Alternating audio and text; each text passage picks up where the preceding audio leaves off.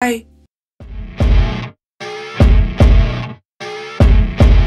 Madam, तुम्ही कोण आहात? तुम्ही नाही ओळखलं मला? माहित नाही. कोण आहात आपण? माहिती नाही? तुम्ही असं का बोलताय? माहिती नाही तुम्हाला काय झालंय? माहित नाही हो, म्हणून तर विचारते. मी 4 वर्षांपासून वरती राहतो. माझा रूममेट चावी घेऊन बाहेर गेलाय. माहिती नाही कधी येणार आहे तो.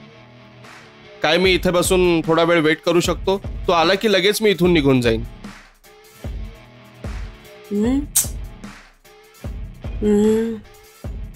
मी आत येऊ शकतो का मॅम? काय विचार करताय? ते काय आहे की काही नाही, आत या. मी बसू शकतो मॅम? बसा.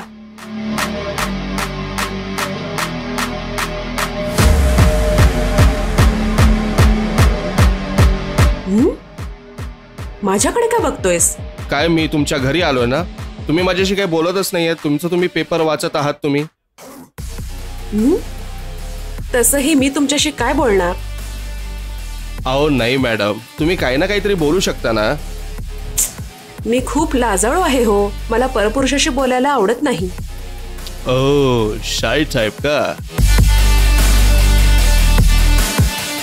मॅडम, मी तुमच्या घरी आलोय. तुम्ही मला चहा कॉफी काय विचारणार की नाही? मला तर त्रासच देतोयस तू. आल्यापासून माझ्याशी बोला, चहा करून द्या असं बोलून वैतागून सोडलेस. मॅडम, मला खूप बोर होतंय. तुम्हीच सांगा मी काय करू शकतो. मॅडम, तुला बोर होतंय तर मी काय करू? आता माझ्या पतीच्या यायची वेळ झाली. तू वाईट वाटून घेऊ नकोस. तू जरा इथून गेलास तर बरं होईल. ते आल्यानंतर तू माझ्याशी बोलत बसलास तर त्यांना टेन्शन आणि प्रॉब्लेम होईल. तू जरा जा ना प्लीज. ठीक आहे मॅडम, जर तुम्ही म्हणताय तर मी निघून जातो. मला खूप तहान लागली आहे. पाणी तर पाजा मला. ठीक आहे, थांब घेऊन येते. Thank you madam.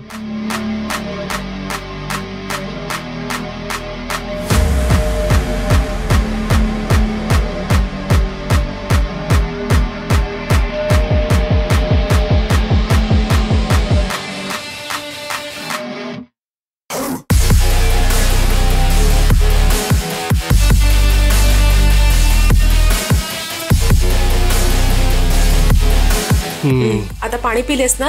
जा. काय करताय तुम्ही? सोड. कोण आहेस तू? सोड. सोड ना, मला दुखतंय. सोड.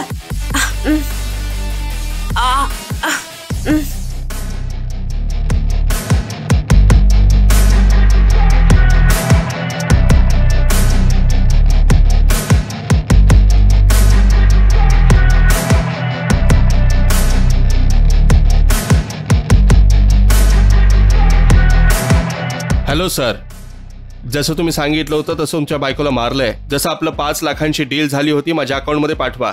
दुसरी गोष्ट, जर पोलिसांनी मला पकडलं तर तुम्हाला मला बाहेर सोडवावं लागेल. आणि जर तुम्ही 5 लाख नाही दिलेत तर काही होऊ शकतं बरं का.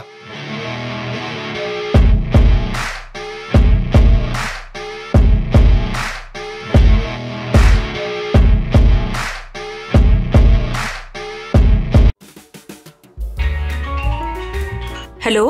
हॅलो, माझं नाव कार्तिक आहे. मॅडम, मी तुमची एक ऍड पाहिली होती आणि मला एक फर्निचर हवं आहे. मी तुमच्या घरी येऊन फर्निचर पाहू शकतो काय आता?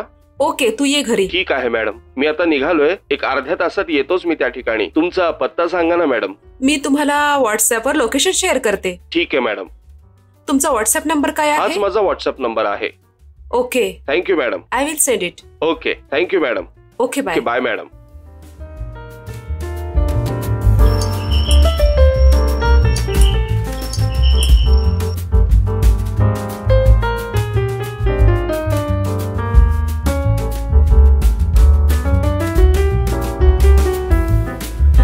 माझं नावच कार्तिक आहे. आपण नेट मध्ये ऍड टाकली होती ना, मीच सकाळी तुम्हाला फोन केलं होतं. तुम्हीच लोकेशन सेंड केलं होतं ना सकाळी. कोणतं फर्निचर सेल साठी आहे मॅडम? ऍक्च्युली मी विचार करत होते की घरातलं सगळं फर्निचर विकायचं. तुम्ही सगळंच फर्निचर सेल करू इच्छिताय, मग तुम्ही स्वतःसाठी काय ठेवणार आहे? ते काय आहे ना, माझे मिस्टर फॉरेन कंट्री मध्ये सेटल झालेत, तर मी असा विचार करत होते की मीही त्यांच्याकडेच जावं, म्हणूनच सगळं फर्निचर विकते. अच्छा, बोला, तुम्हाला कशा प्रकारचं फर्निचर हवंय? ज्यात मी पाहिलं होतं तर मला सोफा चांगला वाटलाय. तर हे बघा, इथे एक मोठा सोफा सेट आहे, असाच आत पण एक मोठा सोफा सेट आहे. तुम्हाला जो पसंत असेल तो घ्या. या सोफा सेटचा काय रेट आहे? ऍक्च्युली मला हा 10,000ला द्यायचा आहे. ओ 10,000. माझं तेवढं बजेट नाहीये मॅडम. अरे काय, तुम्ही याला 10,000 रुपये नाही देऊ शकत? नवीन खरेदी करायला गेला तर 30,000 रुपयाला आहे. खरेदी करून 1 महिना पण झाला नाही. जे काही असेल ते सेकंड हँड आहे ना.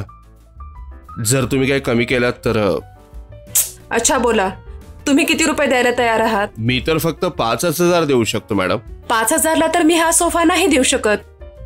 पाहिजे तर 5,000ला तुम्ही तो सोफा घेऊ शकता. या तो तुम्ही का? आज जाऊन बघू. पाहिजे तर हा सोफा तुम्ही 5,000ला घेऊ शकता. हे वाला का?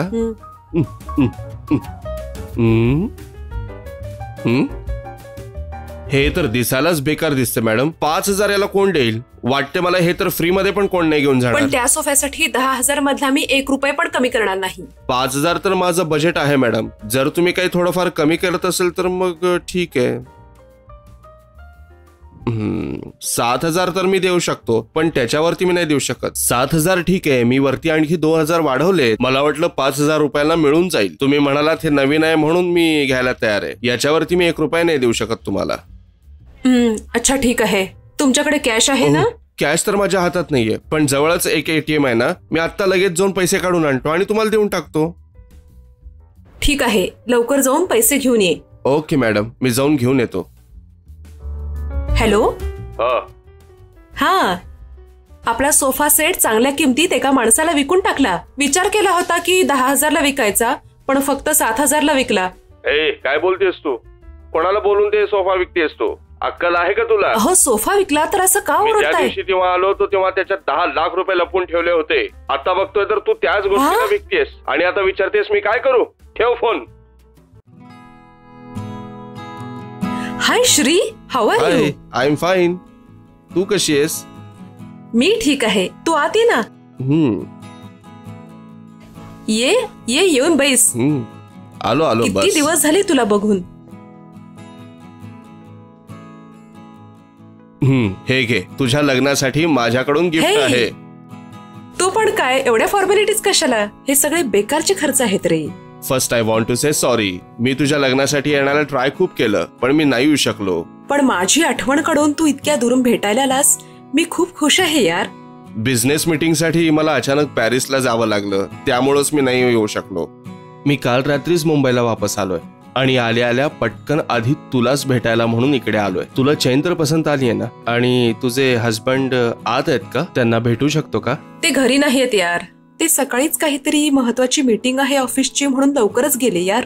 अच्छा, असं आहे का? Very good. तर परत कधी येतील ते? येण्यासाठी संध्याकाळ होईल.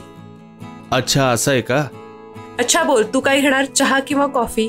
अरे काहीही चालेल, तू जे पाचशील ते मी पिईन. 1 मिनिट थांब, मी येते. ओके. चहा घे यार. थँक्यू. वेलकम. चहा तर 1 नंबर बनवलायस तू, अगदी तुझ्यासारखा. थँक्यू यार. आमचे लग्नाचे फोटो पाहशील का? तो माझा फ्रेंड अक्षय आहे ना? हा. त्यांनी तुझ्या लग्नाचे सगळे फोटो व्हॉट्सअपला सेंड केले होते, पाहिले मी. छान आहेत. थँक्यू यार. मला एक गोष्ट विचारायची होती, मी विचारू का? काय विचारायचं आहे? विचार ना. मी फोटो पाहिला होता तुम्हा दोघांचा, पण तुमची जोडी एवढी खास नाहीये. तुझ्या नवऱ्याला बघितलं तर वाटते त्याचं वय खूप जास्त आहे.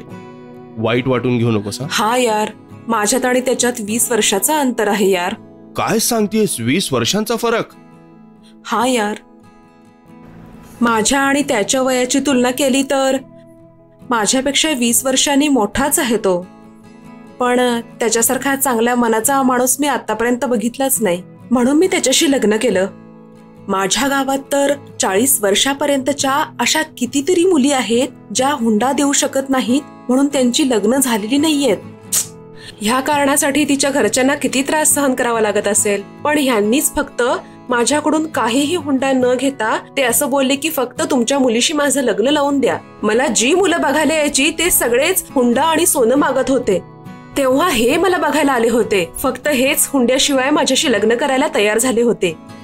म्हणून मी यांच्याशी लग्न करायला तयार झाले. मी यांच्याबरोबर खूप खुश आहे. पण जेव्हा मी एकत्र बाहेर जातो तेव्हा सगळेजण म्हणतात वडील आणि मुलगीची जोडी आहे, जोडी चांगली नाही दिसत, असे सगळेजण कमेंट्स देतात. पण ह्या सगळ्याचा मला फरक नाही पडत. कोणी काही बोलू देत, ह्या पूर्ण जगात मला तोच पसंत आहे, तेच माझं सर्वस्व आहेत. मी त्याच्याबरोबर अगदी आनंदानं जगत आहे यार. ठीक आहे, मी आता ओके यार. ठीक आहे, तुझ्या नवऱ्यांना पण मी भेटेन ना एके दिवशी. शुअर यार. बाय. सांभाळून जा. ओके चलो, मी पोचल्यावर फोन करतो. Okay bye. Bye. See you. Bye.